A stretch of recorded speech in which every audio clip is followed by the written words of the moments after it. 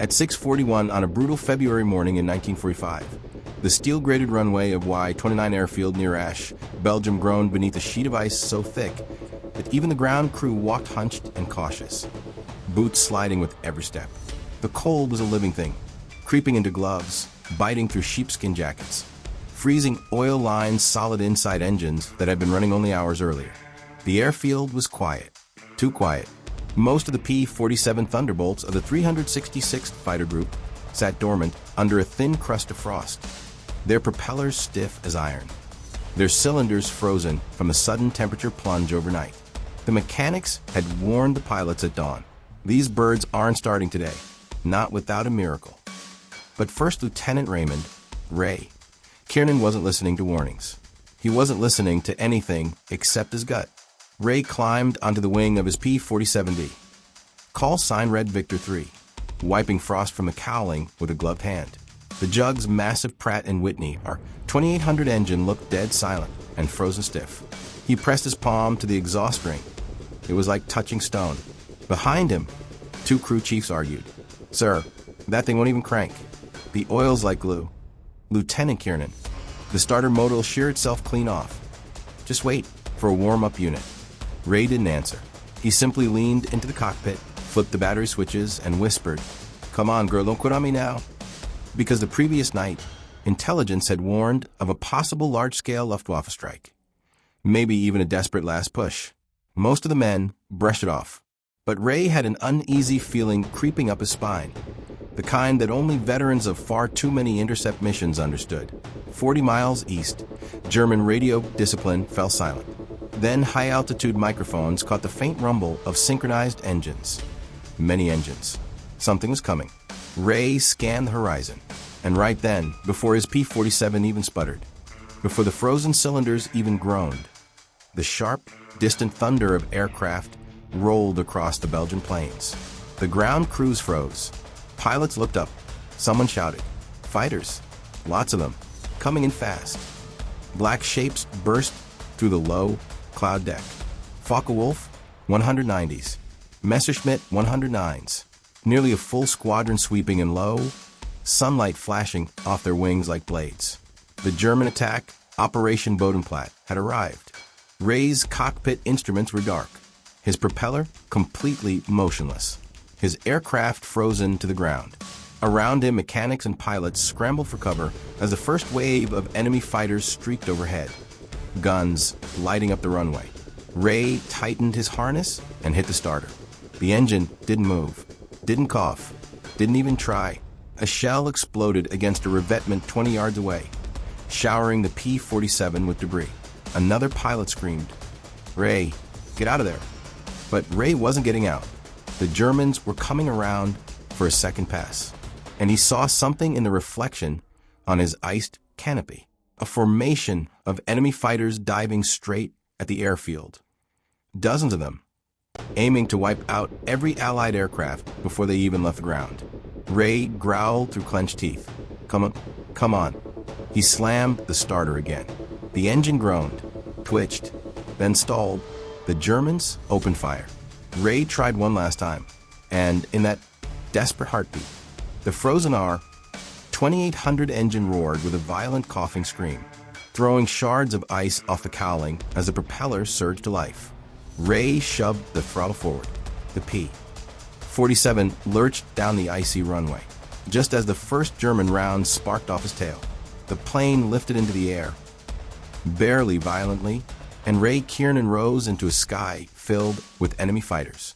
He was outnumbered, outgunned, barely airborne, and in the next 4 minutes, the man flying the plane that would never start would shoot down 5 enemy aircraft and save an entire airfield from annihilation.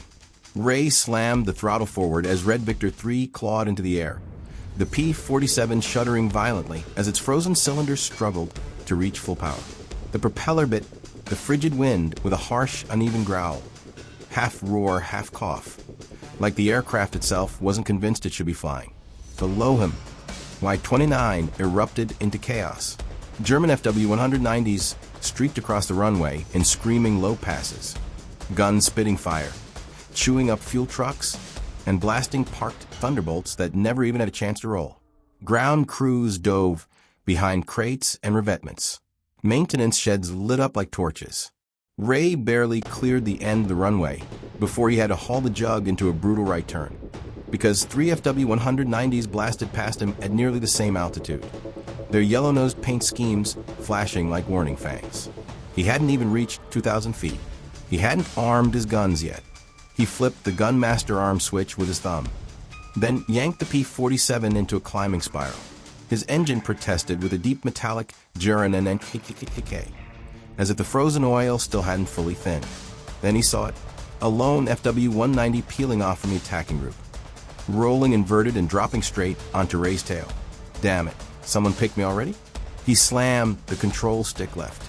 The jug resisted, sluggish from the frozen control surfaces, but eventually rolled enough for him to break downward, flattening out just above tree level. The 190 followed. Ray jabbed the throttle again, and for a heartbeat, the engine sputtered. The German pounced. Tracer rounds sliced past Ray's canopy, glowing orange in the pale morning light. He jerked the nose down further, so low the frost-covered treetops blurred beneath him. Inside the cockpit, the altimeter needle kissed the red line. The German closed in. Perfect position, perfect angle. Then Ray did something the Luftwaffe pilot absolutely didn't expect. He popped the throttle back, momentarily starving the engine. The P-47 dropped weightlessly, just enough for the 190's burst to overshoot. Ray rammed the throttle forward again, praying the frozen engine wouldn't stall completely. It didn't. It caught with a strangled roar. Ray pulled back hard. The sudden regained lift shot him straight upward, and the FW-190 flashed beneath him. The German now overcommit in his downward dive. Gotcha. Ray rolled inverted, locked eyes on the German below, and firewalled the trigger. 8.50 cal Brownings hammered out a storm. Bright chains of tracers stitching across the sky. A split second later, the first FW-190 exploded. A ball of flame and spinning debris tumbling into the trees. Kill number one. Ray didn't celebrate. He leveled off, scanned the sky, and immediately spotted three more 190s swinging toward him from his 2 o'clock high. 3? Now this is just rude. He banked left, trying to pull them upward into a vertical fight where the jug's diving power could compensate for its weight. But the frozen controls fought him with every degree of rotation. The lead 190 fired a probing burst. Tracers passing just under Ray's wing root. Ray's breath stilled. He wasn't going to outturn them. Not with frozen ailerons. Not with a half-formed engine. Not with 3 hunters closing on him. He needed space. He needed speed. He needed altitude. He needed a trick. Ray yanked the jug into a shallow climb. But instead of committing to it, he used the engine's uneven sputter to his advantage. The P-47 jerked in a small, unexpected bobble. The 190s adjusted, dividing slightly as they tried to predict his next move. He dove again, hard, letting gravity build speed. The 190s dove after him. Now, they were in his world, even damaged, even frozen, even barely warmed up. The P-47 was a dive monster. Ray pushed past 350 miles per hour. The jug stabilized, vibrating but powerful. The Germans hesitated, not used to thunderbolts accelerating this fast. This low. 190 pulled up. 2 continued after Ray. Ray grinned through gritted teeth. 2 it is then. He cut throttle fast, lifted the nose, and performed a high G brake into a climbing wingover. The first German overshot instantly. Ray's tracers tore into him at a perfect upward angle. A wing tore free. The plane spiraled into the snow in a burning tumble. Kill number 2. But the third 190 was climbing after him now, and this one's pilot was good. Very good. Ray pitched the jug into a climbing corkscrew, trying to shake him. The German matched it flawlessly. Ray's engine groaned, coughing a trail of black smoke. He was pushing the R-2800 too hard. He knew it. He did it anyway. Both fighters twisted into a vertical spiral, like two hawks wrestling for the sky. Ray glanced at his altimeter. He was running out of room, out of energy, out of tricks. But the German was committed now, closing in, believing Ray was cornered. Ray gripped the throttle. All right, go one more gamble. He kicked the rudder hard left, just as he pulled the nose right, forcing a brutal torque stall. The jug snapped sideways, dropping out of the spiral like a stone. The 190 shot past him, exposing its belly at point-blank range. Ray squeezed the trigger. The German fighter disintegrated in midair, breaking apart in a shower of burning fragments. Kill number 3. Ray rolled out of the stall. His engine coughed again, a warning he was running on borrowed time. Then he saw them. 2 BF-109s diving down from altitude, perfectly positioned, perfectly coordinated. Ray whispered, "For minutes in the air, and this day is just getting started." The 2 BF-109s screamed downward from high altitude, their angular wings slicing through the pale winter sky. They weren't diving recklessly like the earlier attackers. These two were controlled, disciplined, flying in a tight finger four subelement. Veterans. Ray felt the shift instantly. These guys weren't here to strafe the airfield. They were here to kill the one Thunderbolt that had gotten airborne. Ray rolled right, forcing the jug into a shallow descent to regain speed. His altimeter unwound rapidly. The frozen landscape rose up toward him. Patches of snow, black soil, shattered treetops. Behind him, the first 109 opened fire. The burst missed by inches, tracers streaking past his canopy like hornet trails. Ray flinched as one struck his left wing's leading edge, tearing a clean hole. The other 109 took the flank position, cutting him off from turning west. Ray growled, "Textbook pincer." Great. He forced the jug down even lower. The exhaust stacks were nearly brushing the treetops now, snow exploding upward behind him in long white plumes from the sheer prop wash. The Germans followed, but cautiously. They knew better than to dive all the way down into the P-47's playground. Ray checked his manifold pressure. Still spiking. Still dirty. But holding. He side-eyed his ammo count. 294 rounds left. Enough for short bursts. No more spraying. A shadow flickered across his canopy. Ray glanced up, and his pulse kicked. A third BF-109 had joined the fight. High, distant, waiting for the perfect moment to pounce. Ray muttered under his breath, "Oh good, a referee." He needed to break the pincer. He needed separation. He needed a vertical window. But at treetop level, there was none, unless... Ray pulled his knees upward and braced. He slammed the jug into a shallow right bank and threaded the aircraft between 2 rows of tall, skeletal winter pines, spaced so tightly the wingtips nearly shaved bark. The Germans hesitated. One followed. The second stayed outside. The high 109 continued to watch. Ray's heart hammered. The trees blurred past dark pillars, white snow flashing between them. He couldn't outturn the 109 behind him. He couldn't outclimb him. And he sure as hell couldn't hit him from here. But he could make him commit. Ray chopped throttle just enough. Another fake stall technique. And the 109 behind him overshot slightly, climbing to avoid hitting a treetop. Ray yanked the stick back and snapped upward into a tight, climbing roll, straight through a gap in the trees. His canopy scraped a branch. Frost blasted across his windscreen. The 109 chased him up, falling into the exact angle Ray wanted. Ray fired a tight, disciplined burst. The tracers hit the German's wing root. Fuel misted. Smoke streaked. The fighter peeled off into a helpless right roll, spiraling into the forest below. Kill number 4. Ray exhaled sharply. No time to breathe. The second 109, the one that refused to follow into the trees, was now diving at him from the left, guns blazing. Ray rolled hard, the jug groaning, frame protesting, and dove again toward the open fields of the frozen farmland. Rounds clanged off his tail assembly. One smashed into his right flap. Another struck the radio mast, snapping it clean off. Ray fought the trembling control surfaces.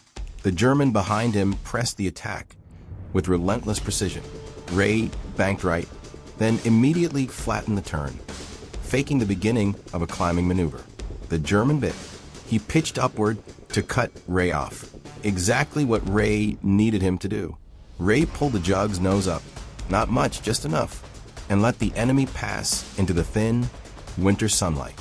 Now the German silhouetted perfectly against the sky. Ray didn't hesitate.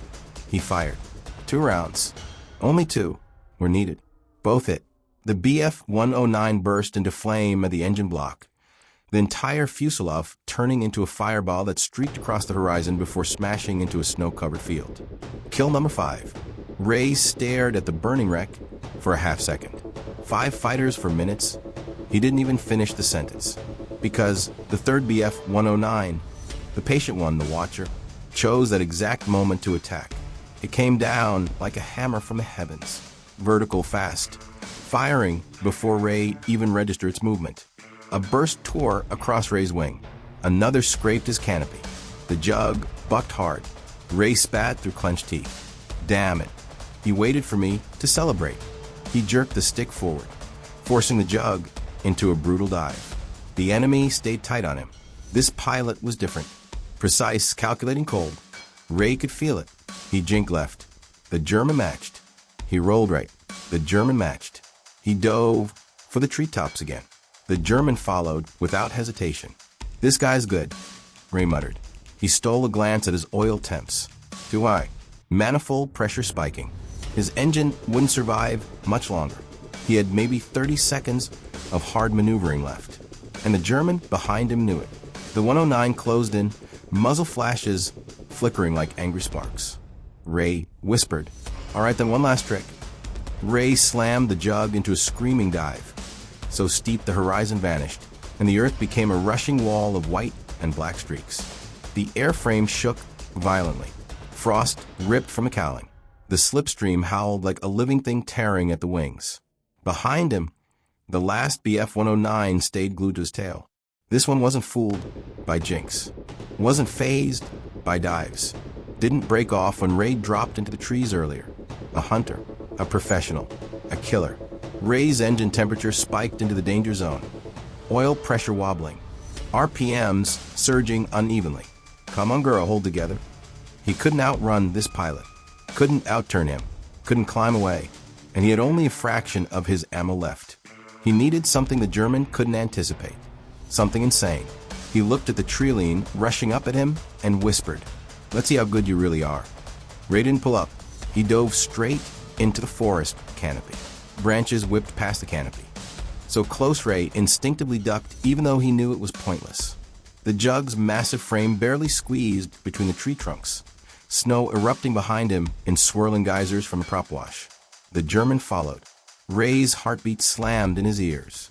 Very few pilots would follow a P-47 into the trees. Even fewer would follow a damaged P-47 into the trees. And yet, there he was, the 109 thundered behind him, dodging trunks by inches, clipping twigs that exploded into powder. Ray risked a glance back. The German was calm, focused, not losing ground. Ray snarled, "Fine, let's make it tighter."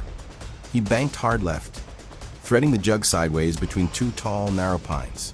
The left wingtip shaved bark from one trunk, with splinters spun across the windscreen. The 109 followed flawlessly. The German pilot was matching him move for move, like a mirror, like a shadow. Ray's options were thinning fast. Engine heat, critical. Oil pressure dropping. RPM, climbing toward overspeed. His plane had minutes left, maybe less. And then, through the blur of branches and snow, Ray spotted something. A narrow frozen creek, straight as a rifle barrel, cutting through the woods like a gleaming runway only 6 feet wider than a P-47's wingspan. A death trap, a perfect corridor, a perfect funnel. Ray muttered, "That's it. That's the play." He yanked the jug into the creek's path, leveling out just above the ice. So low his prop kicked up a mist of powdered frost. The 109 dove after him, still matching his every move.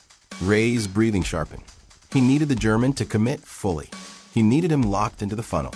He needed him so focused on Ray's tail that he stopped thinking about what Ray's plane could still do. The creek narrowed, tighter, tighter. Tree branches glowing yellow from sunlight slicing through the forest at impossible angles. The German stayed locked on. Ray whispered, "You're mine now." He pulled up violently, but not to climb. He pulled up just enough to clear the right side trees, then kicked full left rudder, full opposite aileron, a torque snap roll. The P-47 flipped sideways, belly flashing upward. But Ray wasn't trying to complete the roll. He was trying to force a half-roll stall. The jug snapped, slid sideways, lost lift instantly. Ray killed throttle. The plane dropped, skidding down toward the ice in a controlled fall. But the 109, traveling faster, lighter, tighter, was now committed to the same canyon with nowhere to go. The German tried to pull up, but Ray was already under him, directly under him. Ray shoved the throttle forward, pulled the nose up, fired. A single perfectly timed burst. The .50 cal rounds ripped into the 109's belly. Fuel lines, coolant, ammunition belts, all shredded in a half-second. The Messerschmitt erupted into flame, a fireball that streaked past Ray's canopy and exploded into the tree-line above. Kill number 6. But Ray only counted 5, his mind too focused, too fast to register the earlier one instantly. Now the forest was quiet except for the screaming of Ray's overheating engine. The jug rattled. Pistons knocked. Oil boiled. Warning lights flickered. His aircraft was dying. He needed to climb out or crash right there in the woods. Ray pulled up, branches scraping the belly, snow bursting around the wings, until finally, violently, the jug broke through the tree line into open sky. The engine sputtered, coughed, then caught, barely. Ray looked down. Below him, the burning wreckage of the 109 smoldered in a long black scar through the forest. He whispered, exhausted, "That's 5 and bonus change." But as he turned back toward Y-29, he saw something that made his chest tighten. A second wave of German fighters, heading straight for the airfield. And this time, no one else was airborne. Ray Kiernan tightened his harness. His plane was barely holding together. His ammo was nearly gone. His engine was seconds from seizing. But he banked toward the incoming formation anyway, because the airfield still needed him. Snow fell heavier as Henry Locke slipped deeper into the Saxon forest, the darkness swallowing him like a long exhale. The trees muffled distant gunfire. Smoke from the burning farmhouse drifted above the canopy in long, fading streaks. Behind him lay 47 elite German paratroopers, silent, scattered among the ruins, victims of a rifle everyone had laughed at. But the night wasn't over. Henry checked his compass, adjusted his scarf, and pressed forward. His breath fogged the air in slow, disciplined intervals, measured, controlled, quiet. Every step he took avoided branches, avoided crunching brush, avoided anything that could betray his presence. He wasn't just moving through the forest. He was owning its silence. A faint orange glow appeared ahead, firelight reflecting off stone. Henry crouched, slipping behind a ridge.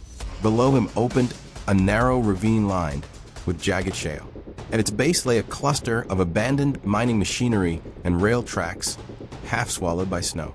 And beyond it, exactly where the officer had said, a tunnel cut into the hillside. Canvas camo nets, 2 sentries, and a steel blast door recessed into the stone. The German railgun bunker. Henry's heart tightened. If the coordinates were accurate, the railgun could strike Allied supply lines all the way back to Belgium. A weapon like that could stall entire operations. He crept to the ravine's edge and studied the sentries. Routine, bored, but alert enough that a direct approach was suicide. Henry unslung his carbine, his battered, ugly, brilliantly effective creation. Snow had collected inside the suppressor app, but the tension screw still turned, barely. Only 3 rounds remained. He whispered to himself, "Make them count." He rotated the screw halfway, feeling the internal baffle scrape softly. The suppressor was dying. One more shot at most before it ripped apart. But Henry wasn't aiming for silence this time. He was aiming for confusion. He lined up on the first sentry, braced against a pine trunk, and fired. TH clip. The shot cracked not loudly but strangely, a 2-tone sound that slapped against the ravine walls and ricocheted upward. The bullet hit the sentry cleanly, dropping him instantly. The second guard jerked around in confusion, looking up the ridge instead of across it. He shouted in German, above U.S. The shot came from above. Henry smirked. One round left in the illusion chamber. He fired again. THP clang. This time the baffle kicked the pressure wave behind the guard, bouncing it off an old steel or cart. The guard panicked, fired wildly into the shadows behind himself, emptying half a magazine at nothing. Then a third German, previously unseen, burst from the tunnel, weapon raised. Henry moved from cover, swift, precise, and angled downhill. He had only one unsuppressed round left. He chambered it. This shot would be loud, very loud, but he needed the power and penetration. He braced the carbine against a boulder, exhaled, and fired. Bang. The round hit the German square in chest, knocking him backward into the tunnel mouth. The echo roared through the ravine, raw, metallic, terrifying. Inside the bunker, silhouettes scrambled. Shouted orders echoed outward. Attack! Attack! We are under attack! Henry gripped his rifle tighter. The railgun crew believed a full Allied assault was underway. Good. Henry sprinted down the ravine, slipping past the panicked sentry, still firing at ghosts. When he reached the bunker entrance, he grabbed a discarded stick grenade, primed it, and tossed it inside. The explosion thundered through the tunnel. Screams echoed off steel. Sparks rained from shattered wiring. Henry rushed in through the smoke. He saw the railgun, massive, mounted on a reinforced track. Its loading breech open, crew scrambling for cover. Before they could react, Henry kicked a burning oil toward the hydraulic pump. Flames blossomed. Heat surged. The railgun's ammunition cart, stacked with propellant charges, caught fire. Henry ran. He sprinted back up the ravine, lungs burning, boots slipping on snow and shale. Behind him, fire crawled up the gun's frame like a living thing. He reached the ridgeline, turned, and the rail gun detonated. A shockwave punched through the forest, scattering snow from branches. Shards of steel shrieked across the ravine, embedding in stone. Henry ducked behind a tree as the fireball tore through the night sky, illuminating the forest like a second sunrise. Silence returned slowly, ash drifting down like dark snow, embers fluttering across the ravine floor. Henry checked his rifle. Only the bolt remained intact. The suppressor had split. The barrel was warped. The stock cracked. The toy rifle was dead. He sighed, slung the ruined weapon over his shoulder, and started back toward Allied lines. Behind him, the railgun burned. Ahead of him, a faint orange glow rose. American flares. Search teams. He walked toward the light. When they found him exhausted and half-frozen, they couldn't believe his report at first. One man, one rifle, 47 elite troops, and a railgun destroyed. But they believed the scorch marks on his coat, the metal fragments embedded in his sleeves, and the silence with which he carried himself. Henry Locke didn't boast, didn't dramatize, didn't celebrate. He just said, mission complete. 30 minutes later, he finally collapsed. Ray lined up with the runway, if you could still call it that. The once flat stretch of steel matting was now cratered, burning, littered with wreckage and half-destroyed fighters. Smoke curled upward in thick black banners. Ground crews sprinted between flaming debris, dragging wounded men to cover, while more German fighters streaked overhead looking for one last target. And Ray Kiernan was about to fall out of the sky, right into the middle of it. His prop was frozen, his engine dead, his airspeed bleeding away, his jug gliding more like a terrified refrigerator than an airplane. Ray lowered the landing gear lever. Nothing happened. He cursed under his breath. Frozen hydraulics, of course. He cranked the emergency manual gear wheel. The left wheel dropped. The right wheel stuck. He cranked harder. No change. Fine, Ray muttered. Guess we're doing this the stupid way. He kept the right wheel up. A half-gear landing. A controlled crash. He dipped the nose slightly, using the last of his altitude to curve toward the least burning section of the runway. Flames licked the air on both sides. A line of ruined fuel drums smoldered near his glide path. Below him, someone shouted, "Everyone clear the strip. He's coming in dead." Ray flared gently, the jug's belly skidding along icy steel with a deafening screech. Sparks burst from the undercarriage. The left wheel grabbed.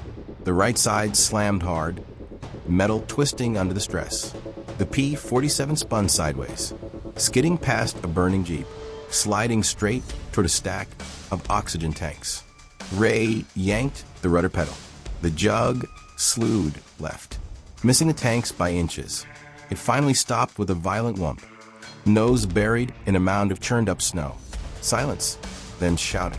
Boots pounding the ground, hands tugging at the canopy. A crew chief ripped it open. Ray, you alive? Ray groaned. Define alive. 3 ground crewmen and a medic hauled him out as smoke rose from the Jug's ruined engine. Ray's knees buckled. Winter air seared his lungs. His face was slick with sweat, despite the freezing temperature. The crew chief stared at him wide-eyed. 5 kills in 4 minutes, you crazy son of a... Before he could finish, a sharp thunder cracked across the sky. Everyone looked up.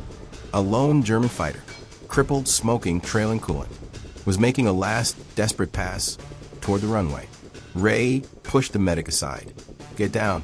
The German fired a short burst at the workshops and revetments, then banked awkwardly, losing altitude.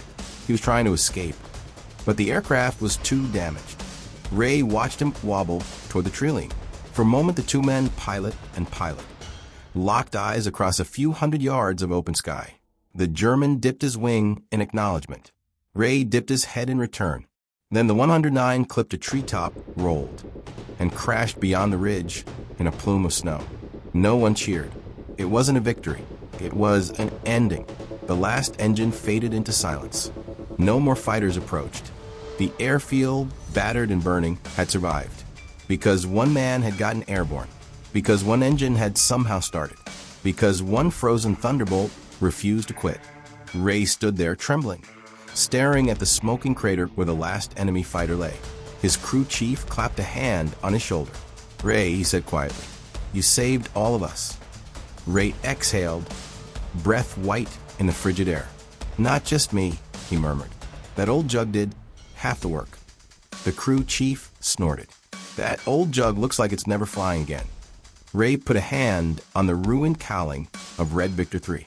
Then she earned her rest. Around them, medics triaged the wounded. Mechanics began salvage operations. Officers scribbled frantic after-action reports. Someone started counting enemy wreckage in the woods. Ray didn't move.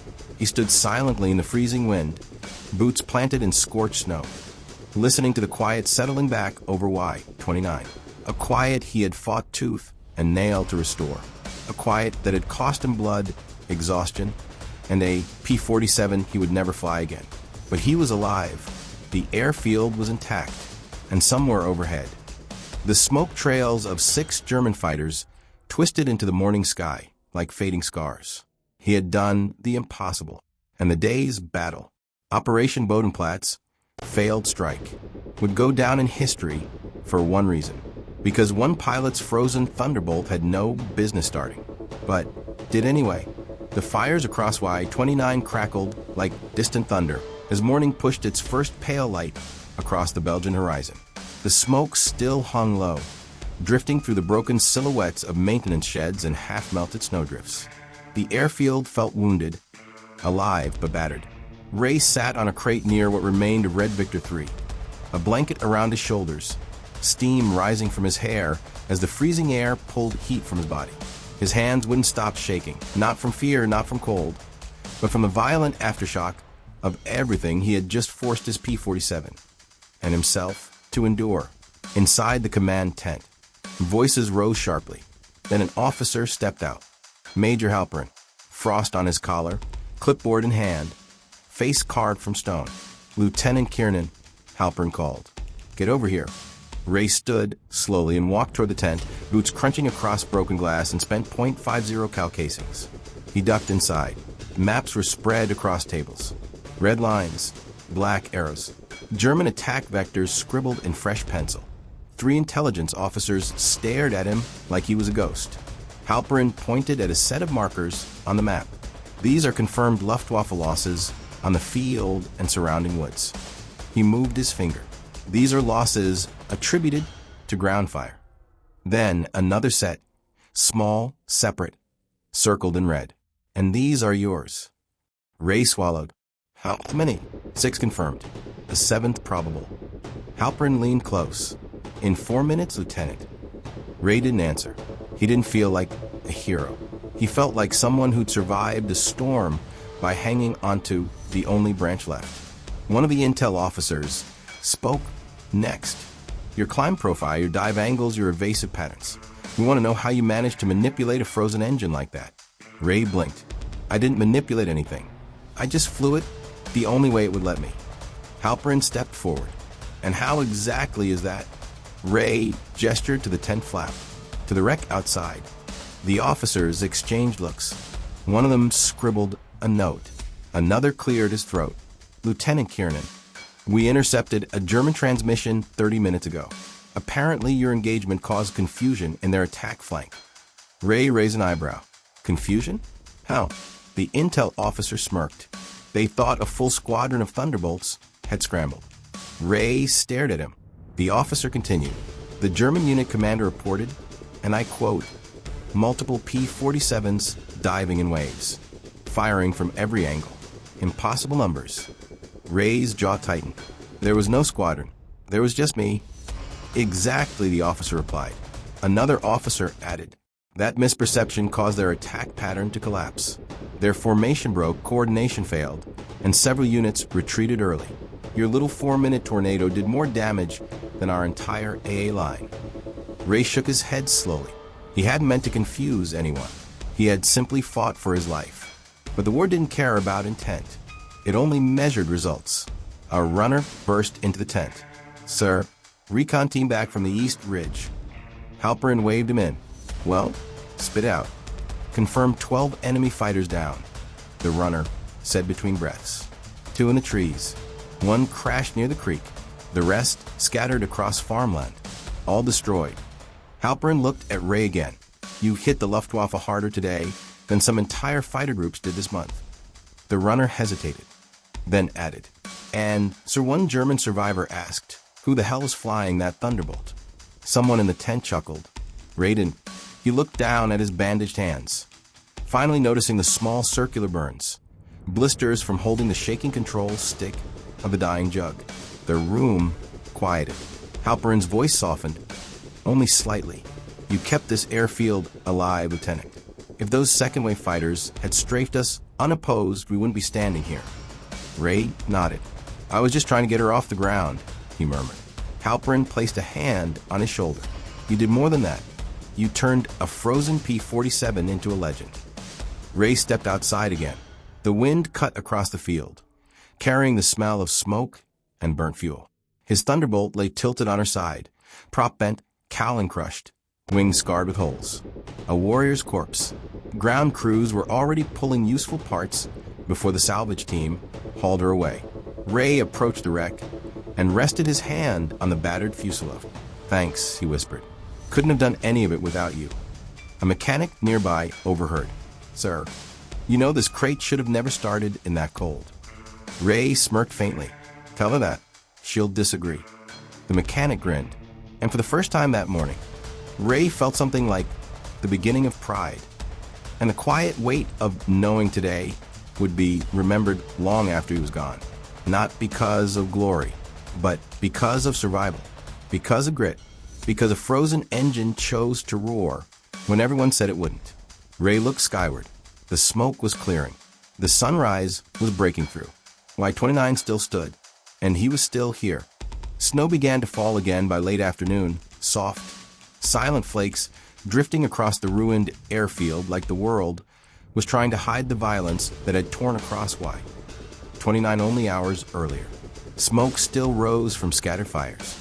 Mechanical crews moved quietly among the wrecks, tagging what could be salvaged and what was now just scrap metal half buried in blackened ice. Ray sat inside a canvas operations tent, wrapped in a heavy parka someone had forced onto him, though his hands still shivered uncontrollably from cold and adrenaline fatigue. His breath fogged the air as he looked down at the steaming mug of coffee someone had handed him. He hadn't taken a sip. He couldn't shake the feeling that the silence inside the camp wasn't peace. It was aftermath. It was the sound that followed a narrowly avoided disaster. Major Halperin entered the tent again. This time with two men Ray didn't recognize. They wore crisp uniforms despite the chaos of the day, and one carried a leather-bound folder stamped with an insignia Ray did recognize. U.S. Army Air Forces Tactical Analysis Division. Halperin gestured. Lieutenant Kiernan, this is Colonel Bishop and Captain Romer. They're here to debrief the Bodenplatte counterattack. They've already spoken with the other squadrons. Ray straightened slightly. Colonel Bishop stepped forward with a calm, pointed expression. Lieutenant, your sortie has raised questions. Ray blinked. Sir? The colonel laid out several reconnaissance photos on a folding table. Grainy black and white prints taken from ground teams and observation towers. They showed the wreckage of German fighters scattered across miles of forest, frozen fields, and creek beds. Then he placed one photograph dead center. It showed Ray's P-47 frozen, battered, belly-scraped, smoke-laced. Right after the crash landing, Colonel Bishop tapped the photo once. Before today, we considered the P-47 a rugged, reliable escort and ground attack aircraft. But you just demonstrated something else entirely. Ray frowned. Sir, I didn't demonstrate anything new. On the contrary, Bishop replied. You proved a frozen, underpowered P-47, operating below safe temperature thresholds, could still enter combat effectively if pushed past the envelope. He leaned closer. You flew that Thunderbolt like a knife in a knife fight, not like the hammer it was designed to be. Ray looked down at the floor.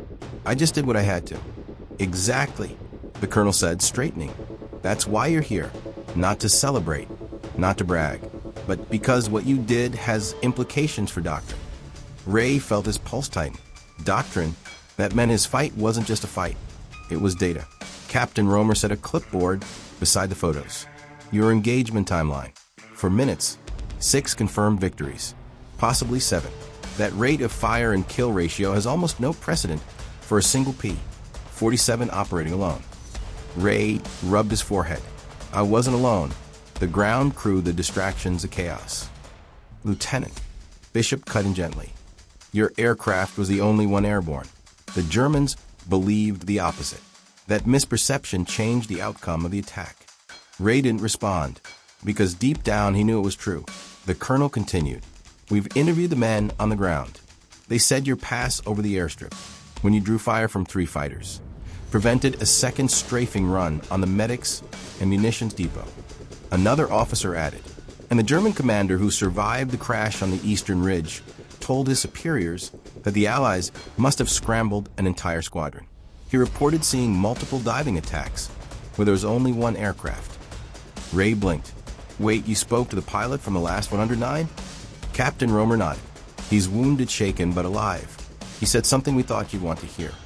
He opened the folder and read, the Thunderbolt that fell from the sky, like a stone, only to rise again like it had 9 lives. That pilot flew with the desperation of a man who had already died twice. Ray swallowed. The colonel let the moment settle before continuing. Lieutenant, that pilot believed he was fighting a ghost. Your maneuvers in the forest, the funnel run along the creek. He said he'd never seen anything like it.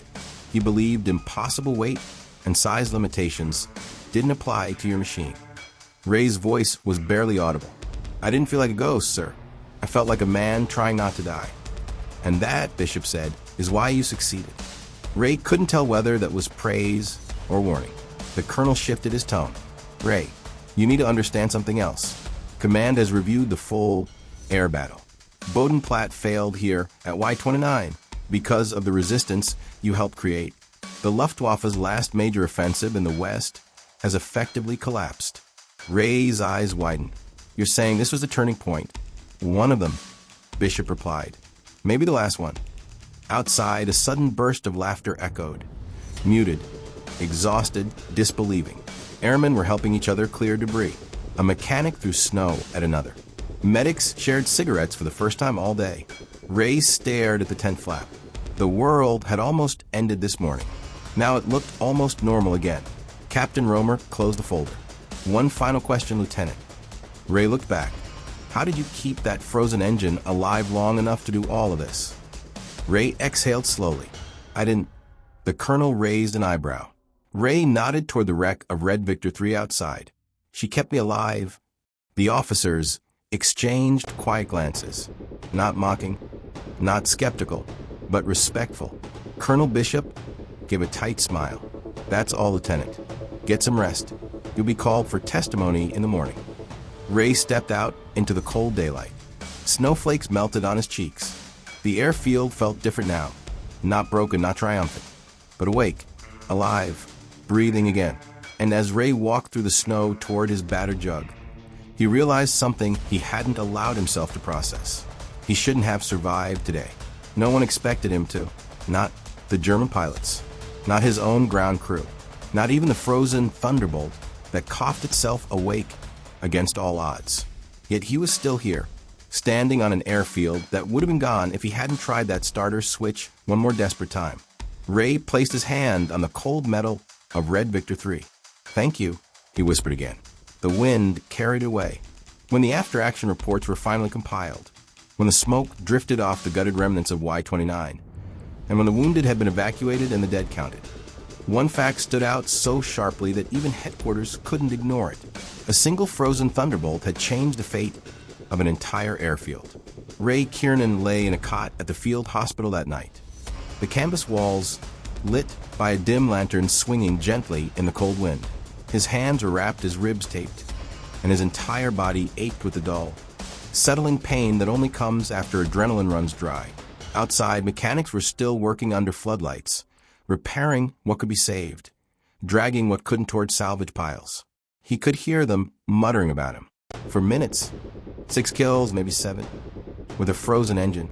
Kid should have died 10 different times. Ray turned his head toward the stained canvas ceiling. He didn't feel like a legend. He felt like a survivor, the kind that knows how thin the line between luck and skill can be. And yet the impact of his actions began spreading immediately.